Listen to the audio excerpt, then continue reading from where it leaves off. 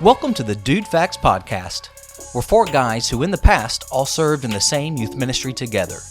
Now, more than 10 years later, 10 years older, but not really 10 years more mature, we felt it was time to join forces once again. So now we create weekly podcasts dealing with pop culture, ministry, and church life, and mixed all throughout is a healthy dose of the humor you would only expect from old youth pastors. So if you love Jesus, the local church, and laughter, you're going to fit right in. We encourage you to sit back, relax, grab an ice cold Dr. Pepper, and enjoy this week's episode of the DudeFax Podcast. Yo, yo, yo. What? That was a great commercial. What are you doing? How are you? So, what's up? Welcome to the DudeFax Podcast. We are so glad to have you with us for this week's episode. It's episode number 59. 59, dude. It's a special number. Special number. Is it? Yeah, 59. How old you are? Things are afoot at the Circle K. Well, we're glad that you're here. Tonight, we're going to be talking about forgiveness. And we have some grievances to air during this podcast. And we may or may not forgive these people. I'm not sure. One person we're definitely not going to forgive is Ryan for not being on the podcast tonight. I don't know what's up. He just said, "Hey, losers, I won't be there."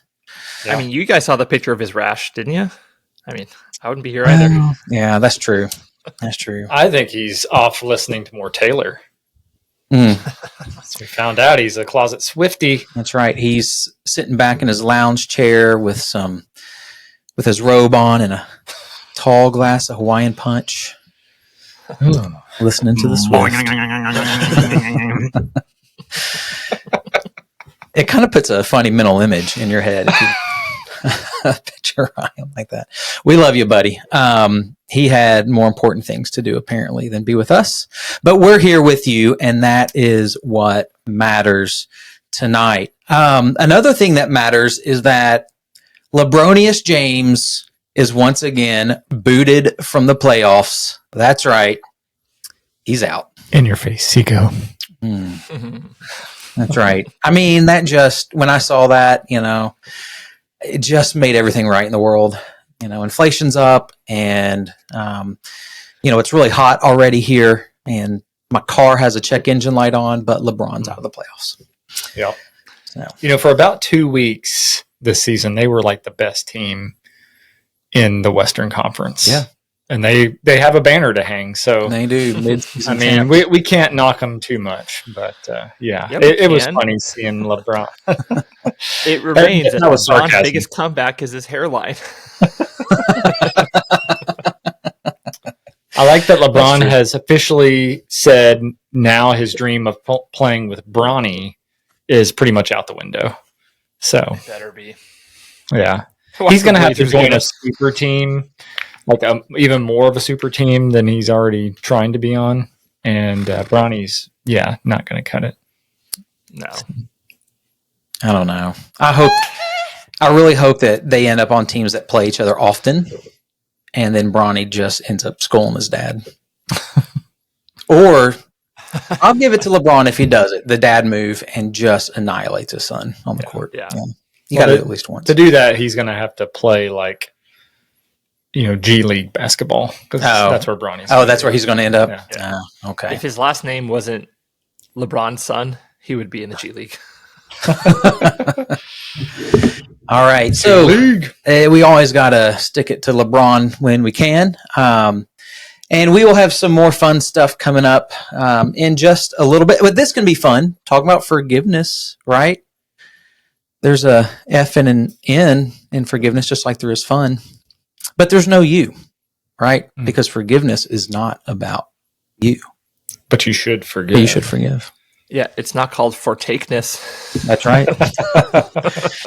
We're terrible at segues around here. So we're talking about forgiveness tonight. Why are we called to forgive as believers? What does Scripture have to teach about it? What did Jesus say? How can we put that stuff into practice? But before we get into that end, we thought we should talk a little bit about why it's so difficult sometimes to forgive people.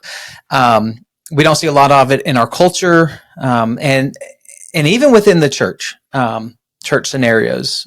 We don't see a lot of that, and there's probably some deep-rooted issues for it. But I thought for us just to get started tonight, we could just talk with you about some of the issues that we've had forgiving others. I know you think, really, DudeFax, you guys are like the pinnacle of Christian maturity. I would think you would never struggle with anything like that, but we do. There's some things that we struggle with, and so this could be one of them. So in this first part, we're going to talk about that.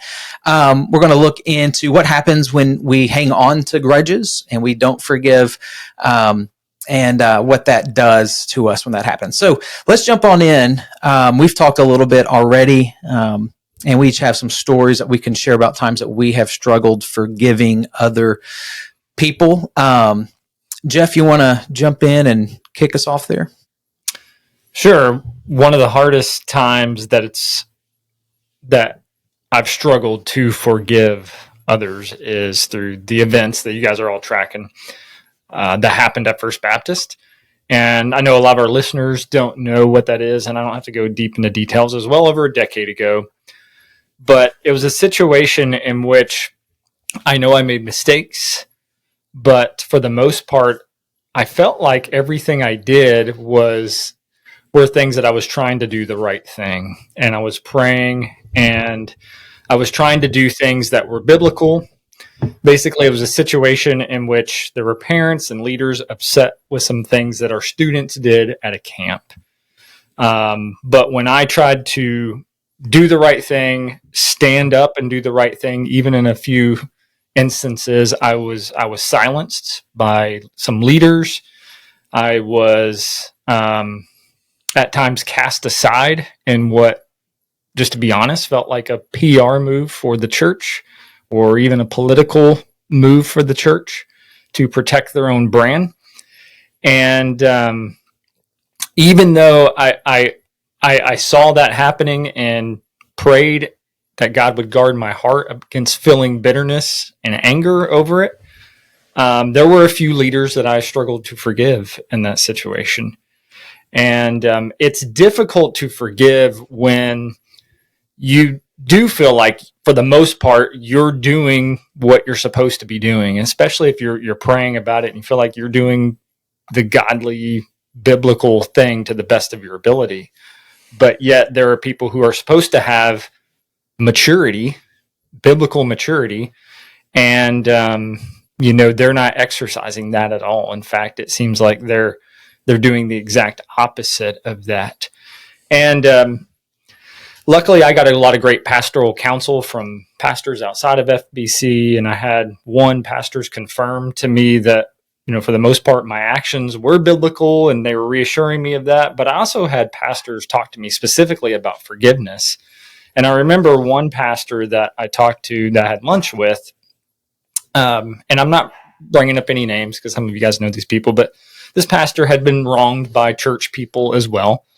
And we're talking about church people here. It's a whole different ballgame when it's not, non-church people. But these are church people stomping on church people. But this pastor had been wronged by church people. And anyways, he, fortunately, he's always honored God, and he's had opportunities to continue to do ministry elsewhere. But he said, I knew I was able to forgive the person I was struggling to forgive when I saw him. And immediately my first thought was not about the wrong that he had done to me. And so I've sort of used that as a litmus test for myself, in that when I am praying that God would give me a forgiving heart towards individuals, part of that test is the first thought I have when I think about this person or that situation immediately the wrong they did to me, or wanting to seek some type of vengeance or see that they get some sort of justice, or is it something else? Hopefully a loving, prayerful thought. And praise the Lord, I'm not trying to jump the gun too much, but he did bring me to a place with that in that situation. But it's difficult, and it took years to get to that point. Even now, to where this has been 12 years ago. I don't talk about it much, but I feel much freer to be able to talk about it now, because I feel like, now I don't hold that same bitterness and anger that I did, say, 7-8 years ago. That was still very fresh. Yeah, that's hard when it is people who should know better, Yeah. And if you're wronged by someone outside of, the church, you think, okay, well, you can't really expect anything different. It's like if you've been hurt by somebody in your family, as opposed to somebody outside of your family. Like, you expect your family to treat you well. And when they don't, those hurts are definitely deeper and harder to move past. Yeah. Grant, did you have an example of that in your life? Yeah, kind of similar. It was a church here that I served, or where I served before the church plant. And I'm the kind of person, especially with like work, I don't have to get credit for he cut out for me. Oh no. He can hear us, but okay. There you are. Now I hear you. Yeah. Start that whole story over. So similar to Jeff, there's a church I served before we started a site of the church that I pastored that merged and became the church I pastor now. And I'm the kind of person with my work that I don't need credit for what I do, but do not take credit for what I do. And there's this really hard 1.5 years of ministry where me and the student pastor at this church were doing, and credit was taken. And we're doing it for pennies on the dollar compared to other staff on this church's payroll. And come to find out, so I had a hard time forgiving and moving on, just saying, well, if my core was, I don't want credit, I'm still not getting credit. That's what my heart was. Just deal with it. And I had to wrestle with extending forgiveness without experiencing change, because this person kind of hasn't changed a lot. But then recently I came to find out another component of that 1.5 years that this person was not only taking credit for what we were doing, but shopping their resume around to other places, and trips that I found out were not the trips that they were taking for vacation. They were actually interviews. So it kind of stirred it up all over again. I was picking at that Band-Aid. That was a hard season. And to be reminded of it again, tested, well, have I forgiven that person? So yeah, probably not fully. And then we ask you to bring it up again tonight. I know. Well, it shows you how difficult it is. Yeah. I mean, honestly, yeah. It's not something that happens overnight. I think it's one thing just to say, hey, I'm going to forgive them and try to move on. But, our human nature will gravitate back towards that. Hey, they should be getting what they deserve, or, especially if we see them have success or move on. It's, I think in our minds, we still hold on to, that they should get what they deserve out of this, or the truth should be known. I think that was one of the hardest things for me, and maybe for you, Grant, is you feel like people out there don't know the honest truth of what happened, and it even maybe tarnishes your reputation or skews it to a certain point. And I just had to come to grips one day with the fact that, like at the end of the day, like it's about honoring God, and it's what he thinks of me. It's not what anybody else thinks of me. So as long as I feel like I'm doing that to the best of my ability, then I can be at peace, even if the truth or whatever never comes out about this, because, me holding on to that is just going to only be more problems for me. And I know we'll talk about that down the road too. So I had several situations come to mind, and it's not like a woe is me. I got so many things I struggle to forgive people with. But one, when I was probably 5th or 6th grade, the church where Jeff and I were in youth group together, it's called Hilldale Baptist. It's in the same town as First Baptist where we are right now. And on Wednesday nights, it was kind of the old school Wednesday night setup where after church and youth group and all that, the choir would stay and rehearse. And if you were a kid of a choir member or whatever, you hung out in the gym. And it was a free for all. I mean, Lord of the Flies type of thing going on in there. And I'll never forget this one girl. came up, and I don't know why. I don't know what had gotten her panties in a twist that day, but she punched me like right in the gut, and and I don't know why she did that. And I've never found out. I've not forgiven her yet. But a more difficult part of the story is I went home and I was telling my dad about it, and I didn't hit her back because I was told you don't punch girls, right? You don't hit girls, and so I was being a gentleman and didn't punch her back. And then I went home. I was telling my dad. He's like, "Why didn't you hit her back?" And I said, "Well, you said that we don't hit girls." And my dad said, "Well, if they hit you first, you can hit back." And I've not forgiven my dad for that lack of wisdom that was imparted. But a lot of the hurt, like these guys have said, revolves around church. A lot of the difficulties. I don't have a lot of issues like with family or things like that, but it's been in that kind of environment. And Jeff's already told a story from First Baptist. So I'll go to a different place because I could tell one there too. But Second Baptist, actually, church that First Baptist, a church First Baptist, Baptist.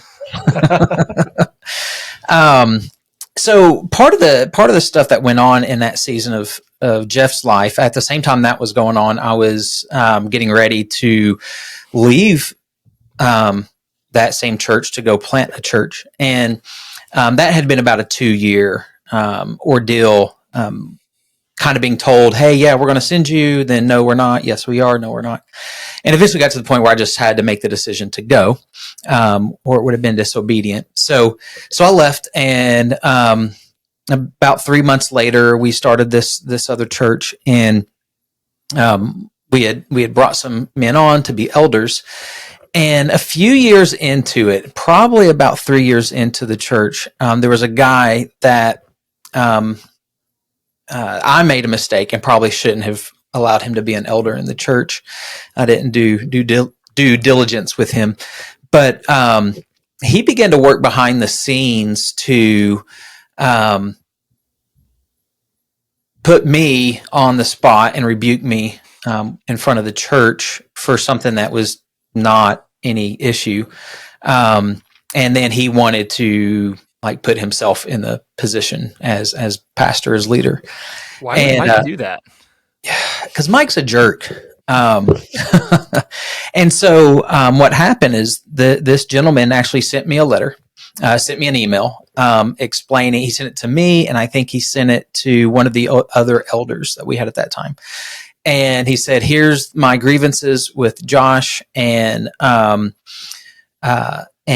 expect him to step down, blah, blah, blah. If not, I'm going to, this is the information. Or no, he said, at this point, I will leave and have people go with me because I will tell them the things I've emailed you guys. And so I immediately typed out a response email to him. And that I sent to Mike, and Mike said, don't send that. Just see what happens. And God took care of the situation. That's a whole other story. He took care of the situation and protected my name in the church and all that. But I still today struggle with forgiveness toward him because it basically he undermined what we felt we were called to do, and I have a little bit of unforgiveness towards myself and how I handled the situation of bringing him in the first place. But there's a definite tinge of bitterness that I still carry towards that situation.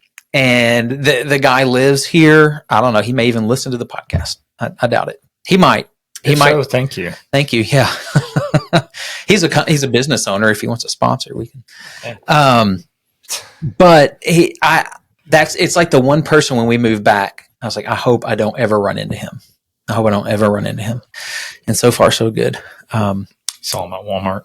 You did? Last week. No, I'm just saying. Oh, no. I would quickly. I'm not 100% sure I know who you're talking about. I would quickly turn around and go down another aisle.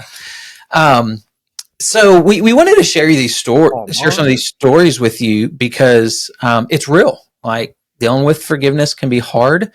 Whether you have served in the church or out of the church, you have people that you have expectations that they'll treat you a certain way, they'll respect you in a certain way, and then they don't, and they do something to hurt you, intentionally or even unintentionally. And then it kind of falls on us to carry this burden of how we are going to think about them and view them. So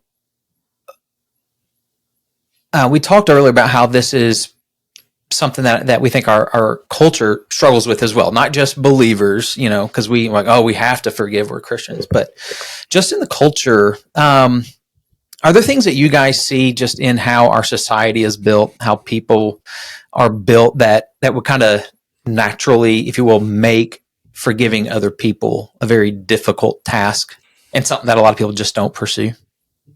Yeah. We sit on the throne of the throne in our lives. We sit on the judge's seat and we just condemn other people's actions 24/7. So we're not in the business of restitution in any way. We're in the business of saying, well, I think this is wrong. It's all your fault. And that's with everything. I mean, look at our own comment section. Yeah. Well, and in addition to that, people like to use it as excuses for their own behavior. Bullying is a perfect example. Hey, I was bullied, thus I now do this. I hadn't gotten over it. I'm not able to function in certain ways because of me being bullied. Not saying that bullying is a good thing, but we have as a society allowed things like that to basically control the narrative of our lives and giving power to it and saying, you know what, because this person did this, one, I'm not forgiving them, but also I'm making excuses for the rest of my life instead of, forgiving that person, or at least striving to make effort to forgive that person who, by the way, is never going to think about you and you're probably never going to see again. So why would you give power to that person to continue bullying you when they're out of sight, out of mind? It's only hurting your life, but it's almost like, I think, an addiction, or at least an opportunity for people who aren't satisfied or need an easier path sometimes in life to say, I'm going to find this and use this as an excuse for my own behavior because of what this person did to me. Scapegoating. Yeah. So you kind of hit on something we wanted to talk about here, and that's, what are the repercussions then? If we don't extend forgiveness to people and we just kind of hold on to that, like, what does that do in us? I mean, because it seems like it's you're even saying it still gives that person power over you, even if they don't even think about you. It harms us a whole lot more than it harms them.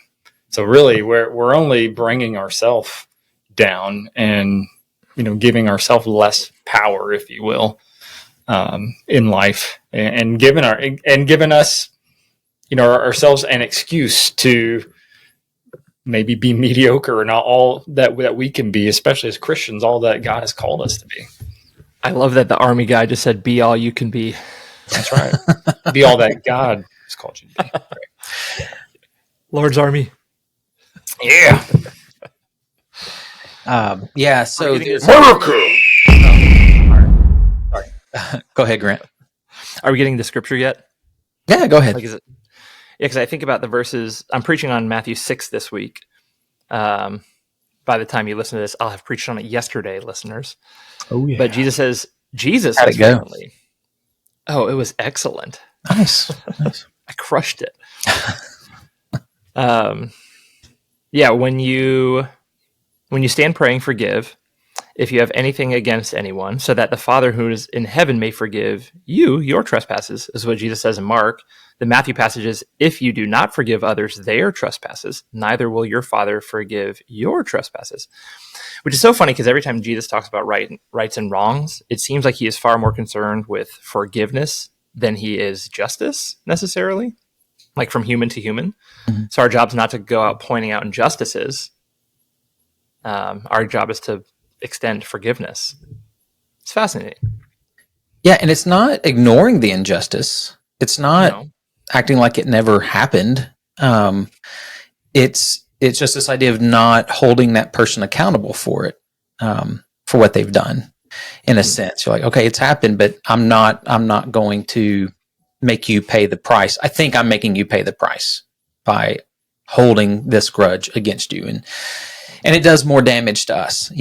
There's I don't know. There's an old phrase. I don't know where it came from, but not forgiving is like planning to poison somebody, but you end up drinking it yourself.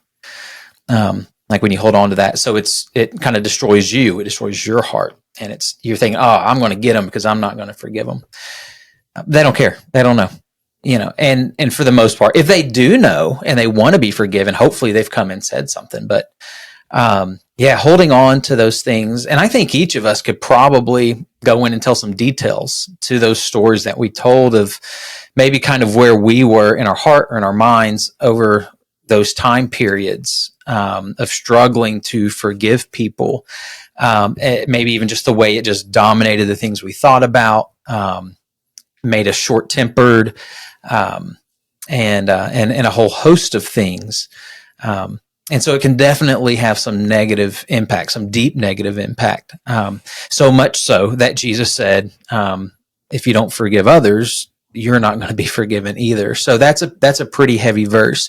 And we're going to get into some more of his teachings, Jesus' teachings, in just a little bit. So stick around for that. And we'll talk a little bit more about how forgiveness can be played out in our lives. All right, we're going to head to a break right here, and we'll see you guys in just a moment. Kevin's got you covered.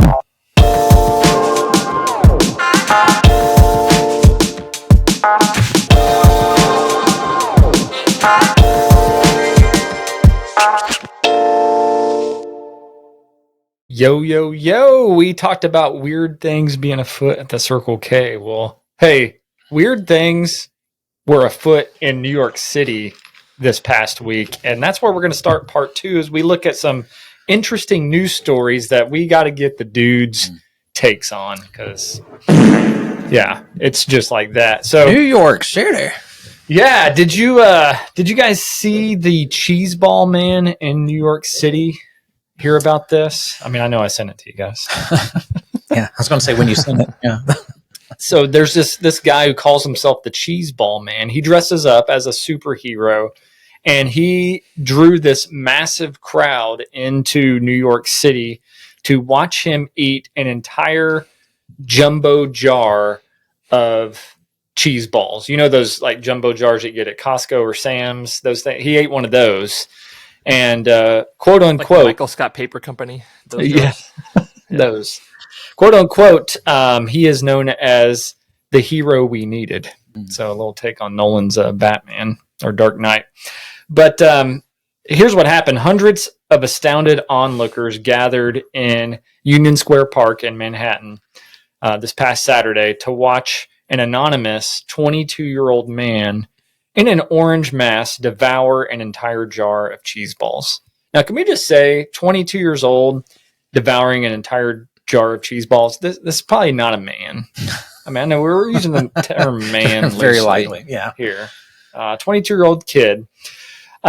He was quoted as saying, "I decided to do this because I thought New York City could use something like this. Cheese balls are funny, and eating an entire jar of one is a difficult task, but not impossible."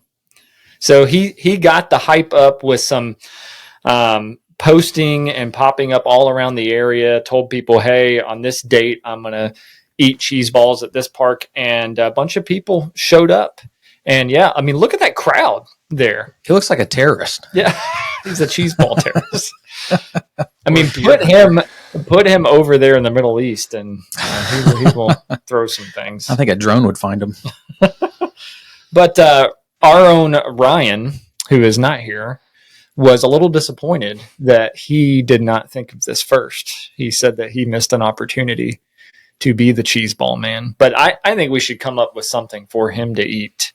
I suggested pretzel nuggets. He can be pretzel nugget man. Anything else?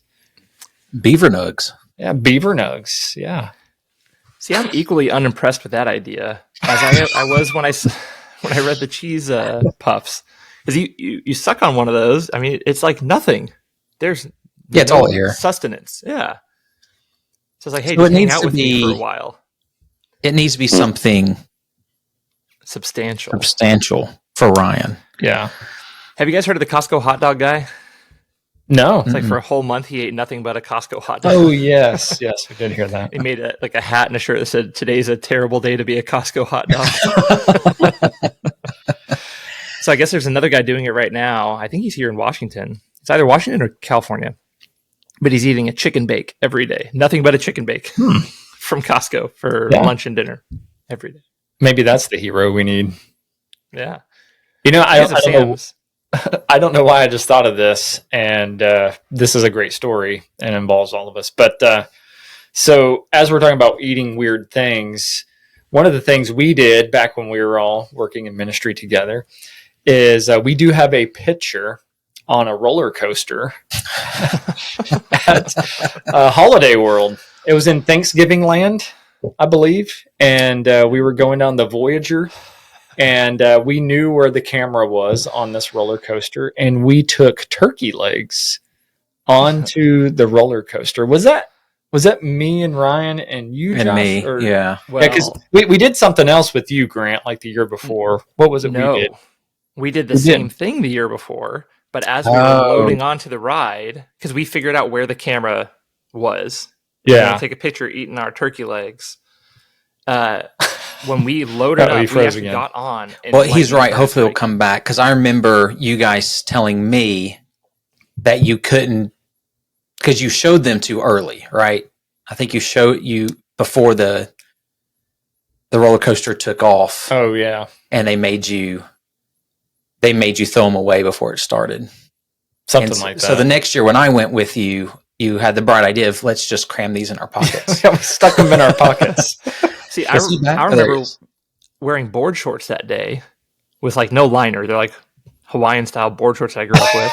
And I remember having it down my leg and getting off the roller coaster with it there, unsuccessful. And they say, "Sorry, we're closing it for the next hour because of storms." And I remember pulling it out and saying, "Fine," and taking a bite in front of her. It's like burning my memory. So you guys sent me the picture the next year when you successfully did it with Ryan, and it stung so bad that I didn't get to do that. You didn't get to be a part of it.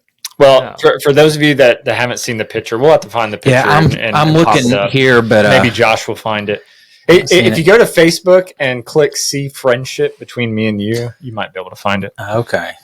That's always a hack. But anyways, the three of us are on there. We're eating turkey legs as we're going down the roller coaster. And it was a great picture, but one of my favorite things about that was when we got off, the turkey grease was all over the seats. I mean, it was so greasy and nasty. It was all over our legs. And it was actually some girls from our group that were getting on after us. And we walked off with these turkey legs, and they looked at the seats and they were like, "Oh!" But then we talked to the girl at the counter who's selling us the picture. Grant got it. There it is. Text it to you guys. There it is. Look how happy Ryan looks in the front. Text that over to me. It's faster than me. So I talked to the girl that sold us the picture, and I said, "Hey, is this the best picture that you've ever had on the roller coaster?" And she said, "No, actually." And I was a little disappointed at that. She said some kids a few years back before that snuck onto the roller coaster and brought a checkerboard, and they unfolded it and put the pieces, and they were playing checkers as they were on their way down the hill. So that was pretty impressive. But anyways, see, digress. Interesting story there. But you don't digress, because this is important. That they told us that the first year when we were unsuccessful, because that same year at camp, we parodied "Say It Ain't So" by Weezer. That's right. So when I listen to 94.7 Alternative Portland, my station of choice, and I hear "Say It Ain't So," all that goes through my head is, "We went to Thanksgiving Land, bought us some turkey legs." That's right. Those now it's coming back. Yeah, that's right. I forgot we sang that song because it was about the disappointment of not being able to do it. That's right. Yes, because we got on. We literally got on with turkey legs in our pants. That's right. Told to get off. All right, there it is. Maybe a little yeah, look at that. And so you guys sent that triumphantly to me saying, hey, we did it. But I took that as nothing but salt in my wound of not being able to accomplish it the year before. Well, speaking of eating things in volume, the New York Mets had a special night this past week, just a few days ago, at their stadium when they were playing your Cubs, Grant. They had dollar hot dog night, which is not an uncommon thing to have. And they used a World War II veteran to promote it, which seems like a great thing. World War II, dollar hot dog. Let's get back to those olden times that are great. This World War II veteran actually threw out the first pitch for the first game of the season for the Mets, and he had become a legend to Mets fans. So he's become a legend. And the reason being is not because of his great service to our country in, the awful World War II. It is actually more the fact because his name is Seymour Wiener. And we're going to see a picture of Seymour. So Seymour Wiener, 97-year-old, he has become the poster child for Dollar Hot Dog Night at Citi Field in New York, with the taglines, as you can see there, a Seymour Wiener approved message. Everybody loves a wiener. And we're not making this up. So Dude, I'm learning something right now. I thought maybe they just made up the name. That's that dude's legit name. Yes, that is his legitimate name. So I bet he could tell some stories of the things that he's heard. So in his life. the fact that they brought him back was because he threw out the first pitch like a month ago. Everybody loved his name, Seymour Wiener. That's great. I mean, that's not from The Simpsons. That's a legit name. And, basically social media made a cry to bring this guy back. And he agreed to be the poster child for Dollar Hot Dog Night. So lots of great food stories coming out of the Big Apple. Seymour Wiener. Thoughts. He's probably angry looking as he's thinking, man, in my day, this was 5 cents. $1? Yeah, $1. But also, man, sometimes urbanites can poo-poo the suburbs and the other parts of the country. That's the New York metropolitans. Okay? They're the ones who are making Seymour Wiener. Yeah. You're not that high class New York. No. Yeah. No. So Yeah. funny. Yeah. You don't see the Yankees doing that. Yankees, they aren't Seymour Wiener. All right. Talking That's about seeing more wiener. It's time for Grant's sensual dad joke. It's been a while. Yeah. You should have given a warning before this episode. Oh, yeah. Oh, yeah. So, Some new a few music. youth pastors. Tell that joke, Grant. Did he freeze Did we up? break up? Tell it good. We can't hear you. Okay, good. There you are. Oh, there. Now we hear you. Yeah. So, a few youth We didn't turn the music down. Yeah. Is it on the same channel as Grant? There we go. Okay. That was loud. There, We're go professionals. Yeah. Hey, we're looking for a free producer, by the way. Yeah. Producer. Seymour Wiener. Wiener. It's not doing much these days. No. Is it going? Yeah. Oh. We can hear the music. You might have been able to. Okay. I might not.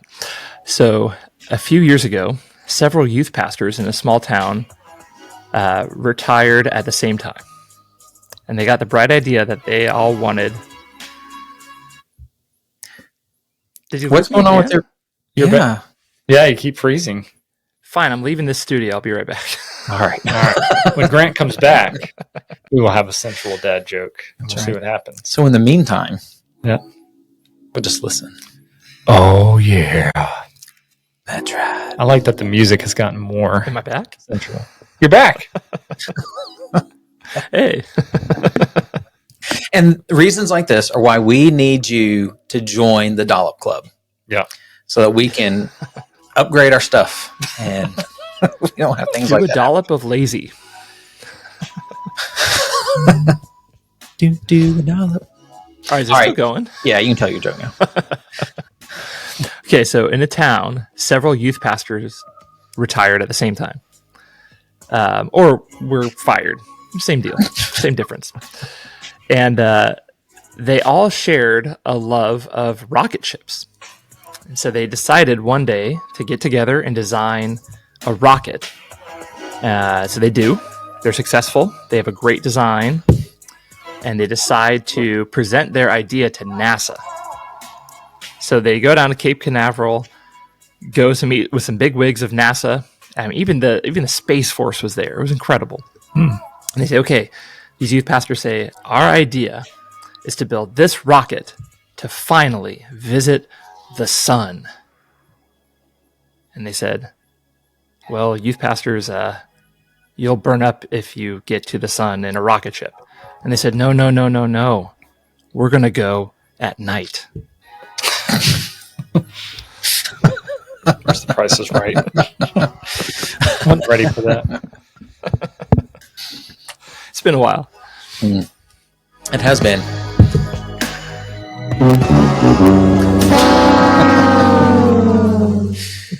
All right. Yeah, you've had all that time, and that's the one we get.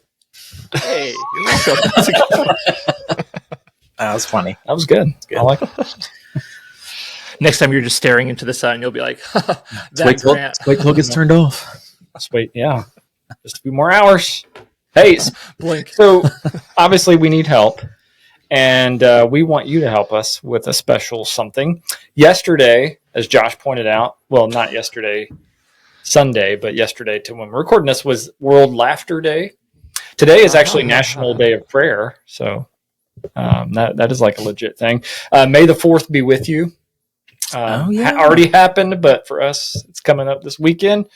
So there seems to be holidays for like Cinco de Mayo. Cinco de Mayo. Mm-hmm. We at DudeFax thought it would be fun to create a holiday of our own. And so we want to invite you, the listener, to a brainstorming session tonight as we conclude this second part. As we toss out ideas for a new holiday. And then after we talk some ideas, we're then going to ask you, the listener, to also give us some feedback and some new ideas. And we're going to invent this holiday, and then we're going to celebrate it. We may make some T-shirts so that you can wear a shirt repping this new holiday that we come up with here on the DudeFax. So I'm thinking we need sort of something weird to celebrate. And then maybe we need to talk some foods that we need to incorporate as a part of this holiday. A weird or a reason to celebrate, and then maybe some weird traditions. So do you guys have any ideas on any of these things? What can we celebrate? I was going to say pickles. Oh, but there is already a National Pickle Day, of course. Oh, There is. Well, I mean, we could do something else with pickles. Yeah. I have one idea, Okay. and it's very personal. I think we should have a Middle Child's Day, or Middle Children Day. And here's how I think we should celebrate it. We should bring it up, but then forget about it. Forget it exists. Neglect it. That would be about right. I mean, I've heard. That was inspired by a can of mints. It said these are middle child mints. You put them somewhere and you forget they exist. I like it. And that would be an easy one to pull together, really. Yeah. I mean, hardly anything. Yeah, we wouldn't have to celebrate it. No money involved. So yeah, I mean, I was thinking like National Funny Name Day. So we could celebrate people that have funny names like Seymour Wiener. Mm-hmm. Or maybe there's a guy out there named Harry Pitts or however. Michael Roch. Yeah. And on National Funny Name Day, everyone can change their name for that day with a funny name and then order a coffee at Starbucks or wherever your coffee of choice is, and then do it to where that they actually call out your name whenever your order's ready, so that they have to say it. And then if somebody laughs in the coffee shop, they have to give you $1. From the tip jar. Yeah. So we tell them when we go in, like, if you laugh at this, I take $1 for well, it's a national holiday, so everybody knows. Oh, so they'll know. Yeah. They'll know. Okay. We just have to notify the White House, right? That's right. There is a National Unique Name Day, but this would be completely different. Yeah. Because it would This be is just funny names. crazy funny names. Oh, yeah. See, I have a friend named Karine, Karin. And if we ever go somewhere for food, he'll say, yeah, the name for the order is Mike. I said, why? He's like, I'm tired of being called Karen. It's Karim. But we need some foods for this. So I'm thinking, what are some foods that aren't traditional holiday foods? Because we do all the turkey and stuffing and. Well, should they be foods with like funny names? Maybe Wieners. Yeah. Yeah.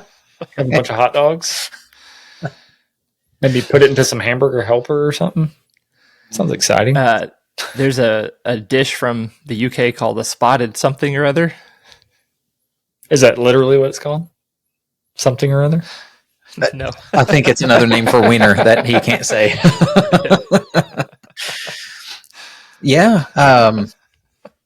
Yeah, definitely we'll do the wiener thing. Let's clip that. Clip that. You're welcome.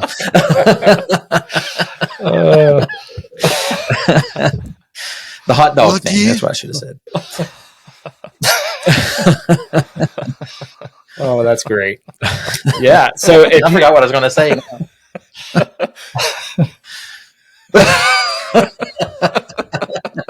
So if you have ideas, listeners, to make this extra special, we could, we could have wieners all over the place,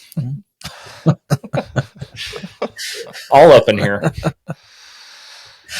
Oh man.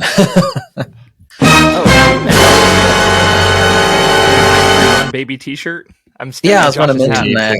So, but first, brilliant. So we're going to do this National Funny Name Day. Like we're starting it. Yeah. Funny names. Yeah. Or if our listeners have a better idea. Okay. I'm down. Yeah. So give us ideas for a good, fun holiday that we'll make up and we'll make it happen and we'll celebrate it. Yeah. Okay. I like it. I Make like it. good food a part of that because we don't want to eat. I was actually thinking my idea was Dude's Day when we were talking about that. And I like that. And it's just a day where it's completely okay and celebrated for us to like walk around shirtless, like eating hot dogs, belching, lighting things on fire, whatever it is that dudes want to do, like we just do that. And our wives can't say a word about it. Make it a Monday. Yeah. We used to do this thing in Chicago called Man Meat Monday.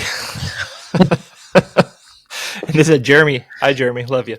At Jeremy's apartment. Was at the Seymour door, there? we had to take our shirts off. We could eat nothing but meat, and then we watched some kind of sporting event. Yeah, like that. Monday.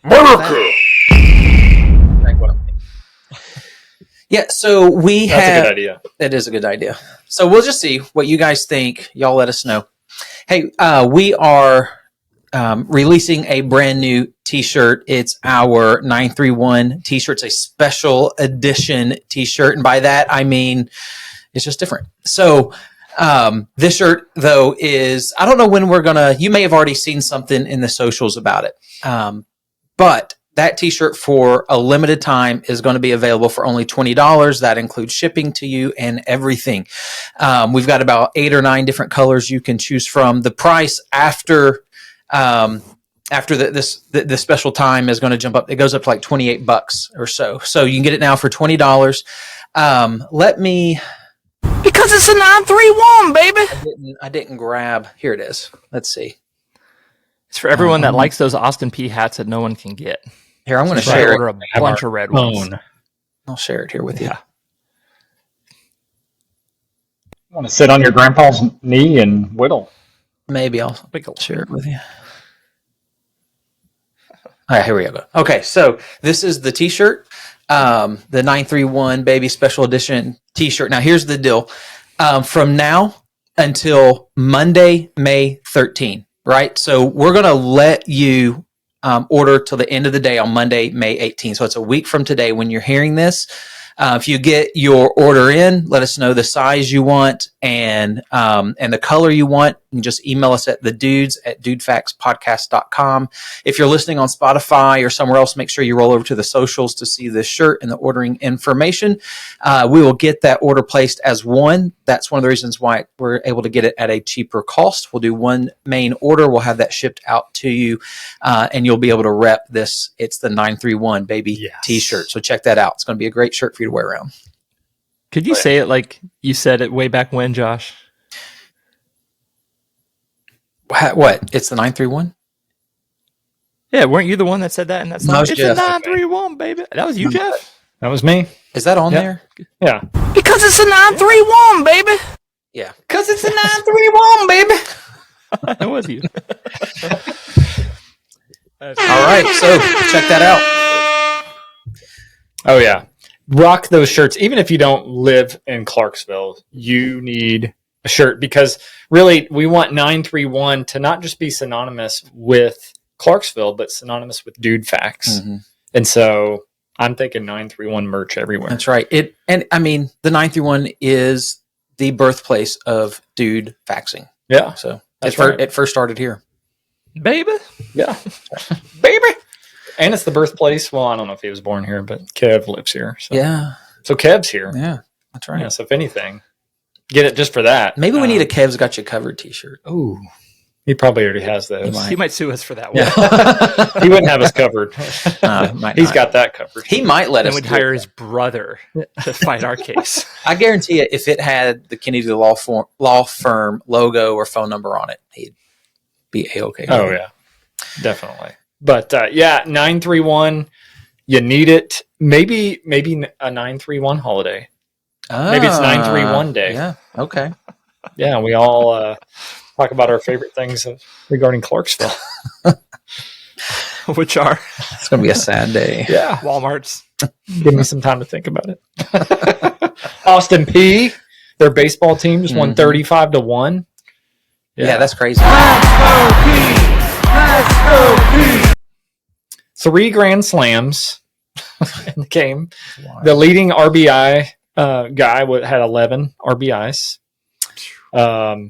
Just dominated. First in the nation in Division Wouldn't that One be baseball RBI? in batting average. Wow. So out of Okay. all the teams in the nation. We'll have to get our shirts and go see a game. So rep some Austin P baseball. Shout out to Brian. Actually, Brian, I talked to him over Facebook because I was at the game this past weekend, and he said, actually, I did try to wave at him, but he was right in the middle of like talking, and he didn't really see me. But he said, "Hey, next time, flag me down." He's like, "I'll put you on air." It's like, all right, Nice. The dude fact. So yeah. Maybe next time I'll get on there and give us a shout out and see what happens. Awesome. That'd be cool. Anyway, give us a shout out. Holiday ideas. Go buy some merch. Comment about anything. We love your comments. We'll share some comments next time. We'll make sure we get a good collection of those when Ryan's back. But you better be back for part 3, which is coming up right after this.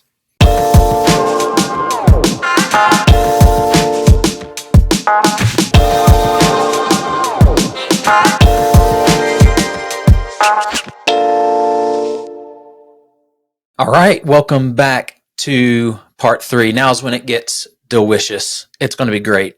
We're glad that you stuck around and enjoyed the first 2 parts of today's episode where we're talking about forgiveness. And in the first part, we got into a little bit of our stories, things that we've struggled with, people we've struggled with when it came to forgiveness and what harboring unforgiveness can do in your life, the negative things there. So we're going to turn the page on the conversation, and we want to see what Jesus has to say about forgiving people. And, you think about his teaching on it. He really is the premier expert when it comes to forgiveness. You think about everything that he went through in his life up to his death, and how he never once sinned in his mind and his thoughts, and that he even prayed for the forgiveness of his murderers. So I think that he's someone that we can listen to and get some pretty good insight on what it means, what it looks like to genuinely offer forgiveness to people. And Grant, will you just refresh our memory a little bit? You shared a passage out of Matthew in part 1. Maybe we could just start back there with some things that Jesus said about forgiveness. Yeah, so at the tail end of his Lord's Prayer that he teaches everyone on the Sermon on the Mount, from Matthew chapter 6, in verse 15, he says, "But if you do not forgive others their trespasses, neither will your Father forgive your trespasses." Theirs, yours. Interesting. So it seems even that our forgiveness from the Father is contingent upon our ability to extend his forgiveness to others. Yeah. And we talked about that verse a little bit and broke it down in the first part, but that's, I don't know about you guys, but the first time I ever really read that verse and it hit me, I struggled with that because I thought about all the people in my life that I've not offered forgiveness to, and really had to dig in and try to really glean what Jesus is saying there. And I think it makes sense. I mean, it's, if we've received God's forgiveness, and it truly has grasped hold of our hearts, we're not going to just actively choose grudges and bitterness toward others. Now, not to say that we're going to just immediately be able to forgive, but those things aren't going to be the choice that we want to pursue. I think we're going to make an effort to forgive,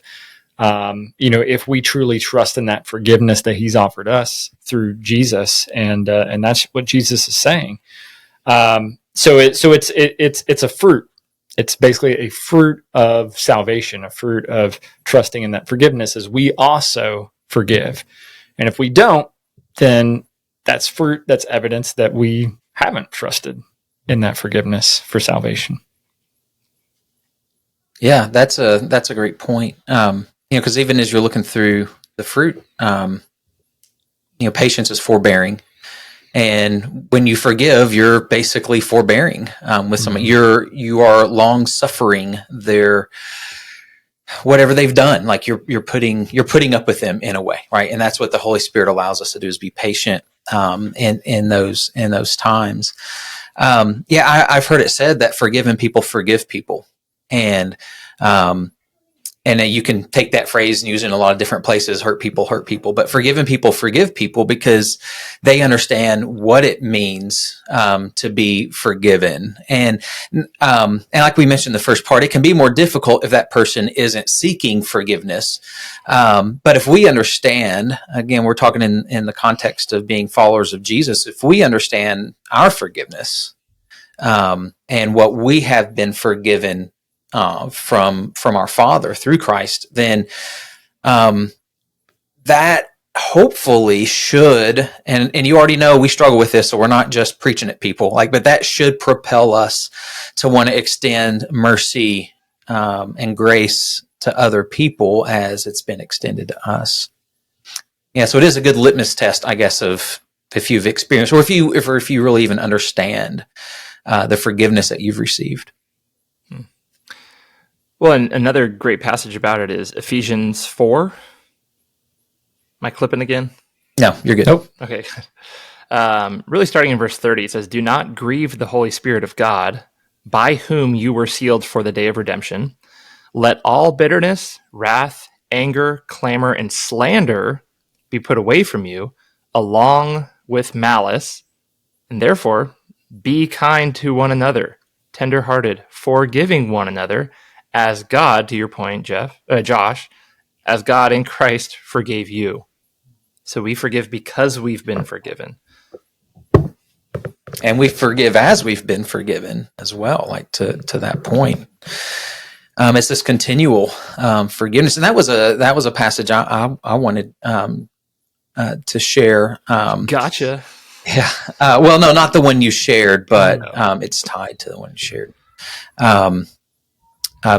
Matthew, I just had it pulled up here. Matthew 18, where Peter comes up to Jesus. This is verse 21. Peter came up to him and said to him, "Lord, how often will my brother sin against me and I forgive him? As many as 7 times." And Jesus said to him, "I do not say to you 7 times, but 77 times, or 70 times 7 times."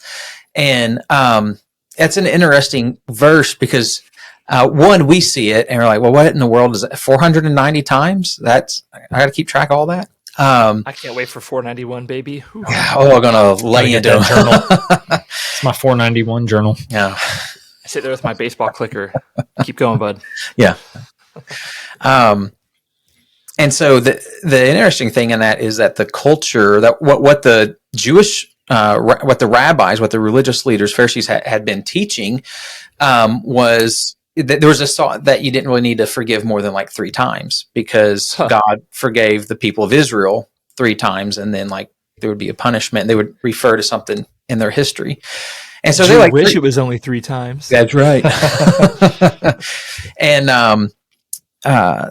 And so after that 3rd time, they thought, yeah, so you don't have to forgive any more than that. And then, here, Peter's like, what about 7 times? Do I do it 7 times, thinking I'd be twice as holy, and Double it. yeah. And Jesus is like, you're not even close. I say to you 70 times 7 or 70, however your translation has it. But the idea is like, it's just a continual. It's, you continue to forgive no matter what. And man, that then takes things to a whole new level, because we're not thinking, okay, I did it, fine, I forgave them, I've done what I need to do. And the context of that is, in that passage, is a brother that, like, a church person, another Christian, that continues to sin against you. Well, you continue to forgive. But the other side of that coin is that forgiveness is continual as well. So, Jeff, in your story earlier, you're talking about this thing that happened 12 years ago, and even now, it's still okay. I'm going to forgive these people of this. Today I'm going to forgive them. In this moment, I'm going to forgive them, and it's a choice. I think one of the things Jesus was getting to there is that it's a choice we make. Like, forgiveness is not it's not based off emotion. It's not based off of a feeling. It's like, you may never feel I forgave and I'm good. It may always be like a discipline. All right, once again, I'm not going to hold this against that person. And that's something Jesus was getting to there. And that's where it really gets difficult, especially if you've really been hurt bad. Yeah. And you talked about seeing somebody, worrying about running into them. And I've had that same thought. And there was a time early on where I saw somebody that had wronged me, in that story I told earlier. And I was walking into a donut shop and had my daughter, who was very young at the time, she's now 16, walking in with her. And I said, hey, let's go back to the car, because I saw this person in there. And she's like, well, what are we doing, Dad? And I remember feeling just like slimy about that. And all I was doing, I was just trying to avoid confrontation or even seeing this person, but it was clear that I had not forgiven that person.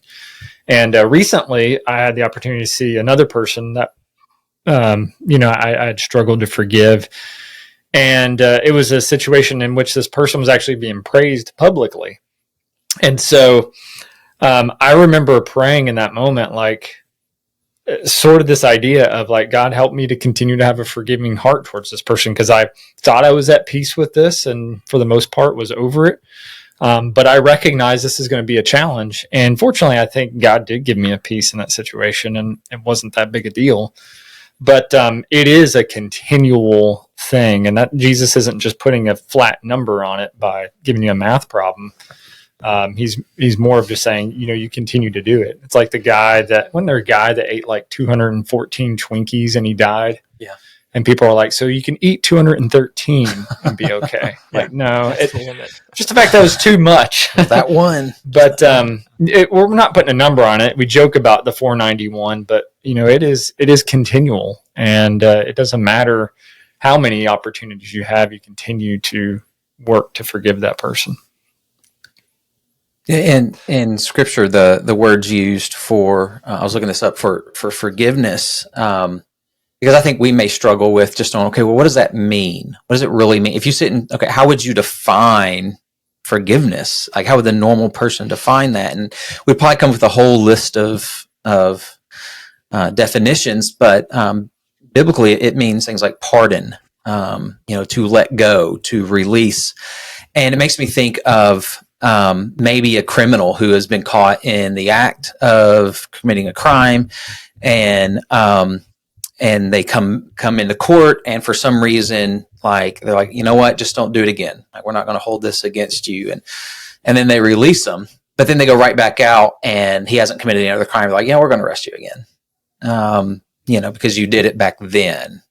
And that's kind of that idea, I think, of forgiveness, the difference between that 70 times 7 forgiveness and the normal, well, I did what I was supposed to do type of thing, and then living with a grudge is, are we constantly trying to make them accountable for what we have said that we would release them for?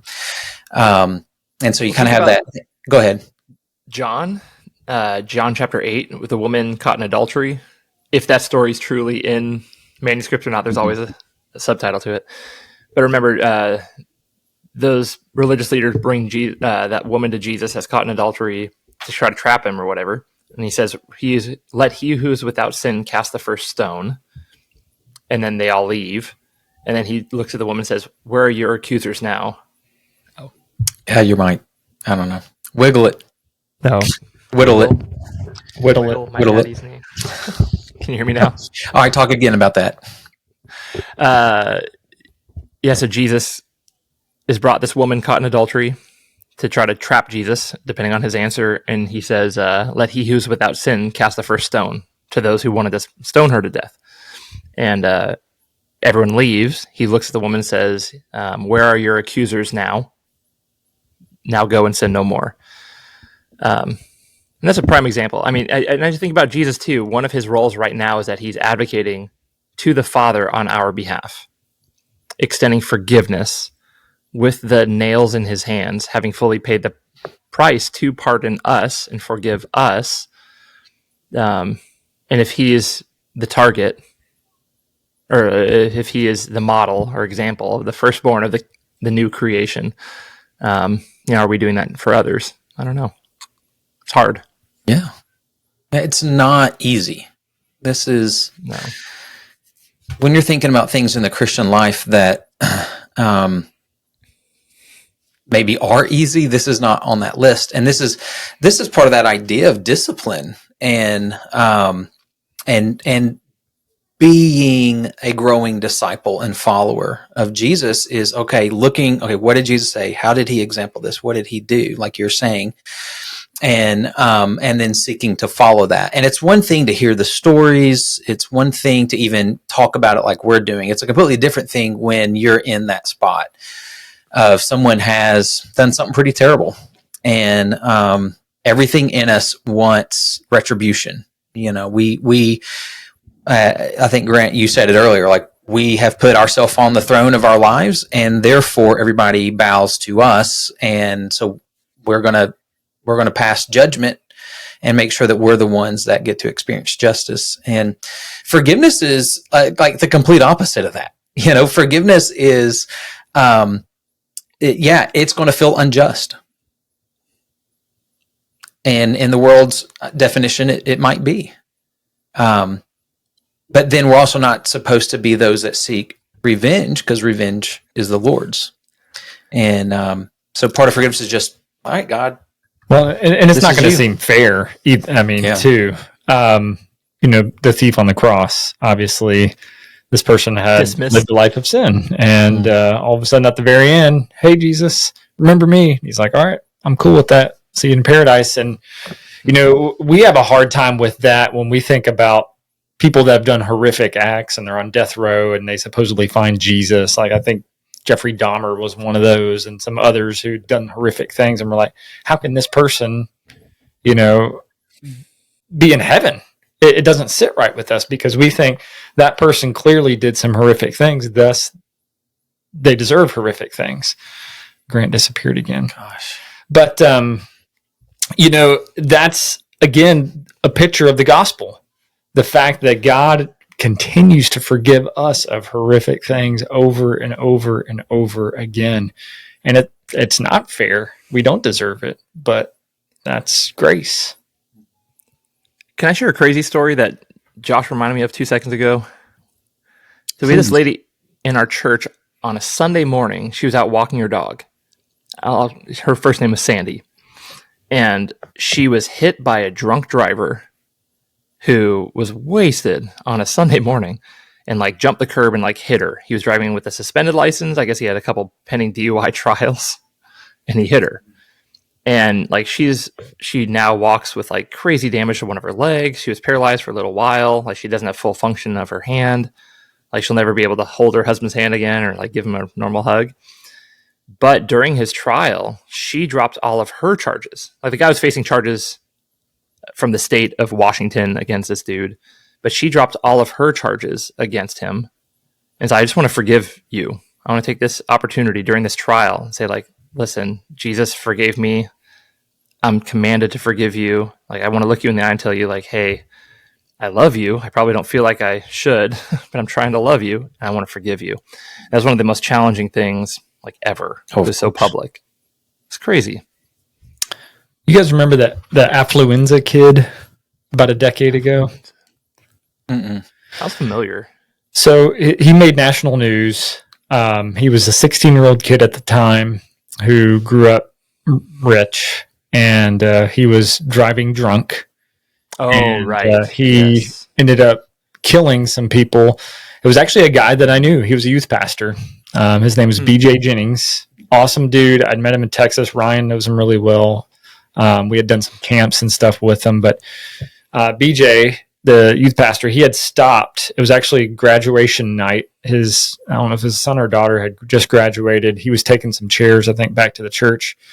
And he stopped to help a lady and her family who had a flat tire. And this kid came and hit them and killed him. And of course, he, one was, when this stuff started going to court, was claiming, his defense attorney was claiming that, he was affluent and, didn't know any better and wasn't really held to great discipline with his parents and all this. And then he ended up running away to Mexico, and it's a big old thing. But I remember the hatred coming, and I struggled with this because I knew BJ, and he was an awesome dude, one of the most solid, funny, biblical youth pastors I've ever met. And the fact that he had stopped to help somebody, it infuriated me. This kid killed him. And to see him get off in this way, I'm equating justice, what we see as justice, what should be done with, forgiveness in a way. And I'm not even, thinking the two are connected, but really that's how my human nature is reacting. And I remember hearing his wife, actually, he and I were friends on Facebook, and I think his wife got on his Facebook and actually said like, hey, in the midst of this, talked about how difficult it was, how hard it was, but actually said something to the effect, and I'll butcher the exact quote, but said, hey, BJ would tell each and every one of us to forgive, and his name's Ethan, this kid, to forgive Ethan. That's what he lived his life for. That's what I want to encourage you guys to do. Rather than sending me like stories and telling me that you want justice for this, let's work to forgive this kid. And what a powerful testimony. And so that's something we need to remember about forgiveness, is not only is it healing for us, but what a testimony it tells the world ultimately about God's forgiveness. But how do we have the ability to forgive when it seems unnatural? It's God working in us. Any of those court cases you see where somebody gets up and they say, hey, I forgive you. You did this horrific thing, but I forgive you for it. I mean, yeah, it could be just words in the moment, but what boldness to even get up and say those words. That tells me the person's actively working towards forgiveness. I think that takes great power, and obviously that's God's power. And so that's what we have to remember in this too, is that forgiveness is a beautiful way to tell the story of the gospel. And if we're called to share the gospel, then this is another way that we do it. Yeah. Like Paul being a persecutor of the church to a planter of churches. If he wasn't forgiven, end of story. Mm-hmm. Interesting. Yeah. And, it wasn't just, this may be what you were meaning, but it wasn't just God who forgave him, but there were people who were part of that dispersion that I'm sure he came across because of who he was and their ability to recognize that he's changed and giving him forgiveness as well. So so we'd mentioned like, okay, well, practically then how, and Jeff, you mentioned it. You're like, we don't do this under our own power. Like there's no way. It maybe for a little bit, maybe in certain situations, but the type of forgiveness like you're telling these stories of, those seem extreme, and they are, but that's to the extent that we are to forgive. So much so, as we mentioned earlier, Jesus forgave his murderers during his murder. Stephen doing the same thing, the apostle, and so it's only possible through the power of God in us, through his Spirit, through the Holy Spirit. And that's why Scripture, teaches us to place our minds on life, on the Spirit, on the things above, like to live the way we are called to live, the way Jesus exampled. It requires his Spirit in us. And if we're not pursuing that in other ways, other areas of our life, then when these kinds of things hit, we're not going to be able to respond in a Christ-like way. So it's like every day you're building up that strength as you're following Jesus, as you're listening to him, as you're seeking to be obedient, those things. So when the difficulty hits, when the hurt hits, whatever it is, when your husband or your spouse or whatever is killed tragically, like you can respond with that kind of love and forgiveness. Doesn't mean it's easy, doesn't mean you enjoy it either, but it does mean that you're following the example of Christ. So hopefully this has been encouraging. I don't know. I'm sure that the majority of you who are listening have been in situations, or you're in one right now, where someone has hurt you. Something's been said, something's been done, and you want to be obedient. You want to be the kind of person Jesus is calling you to be. And so in general, we're praying for you guys. If, as we've said before, if there's anything we can do to help, if you just need to share your frustration with somebody, give us details so we can be praying. We would love for you to do that. You can send us direct messages through Instagram, through TikTok, Facebook, all the socials. You can let us know. You can email us, thedudes@DudeFaxPodcast.com. We're here to not just make you laugh, but hopefully encourage you in your walk with Christ. So please reach out to us with those things.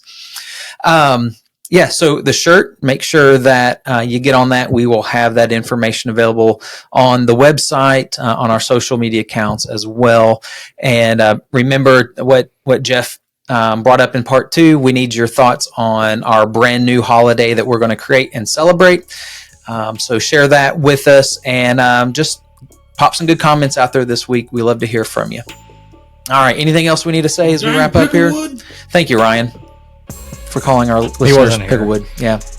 Is it Picklewood or Peckerwood? It's Picklewood. The real word is Peckerwood. Okay, but he said Picklewood. Said Picklewood. Okay. So yes. Yeah. I was like, I have it. I guess depending on, how you want to view the word pickle, it could be the same thing. All right. Let's end on that note. Yeah. Y'all have a good one. Talk to you soon.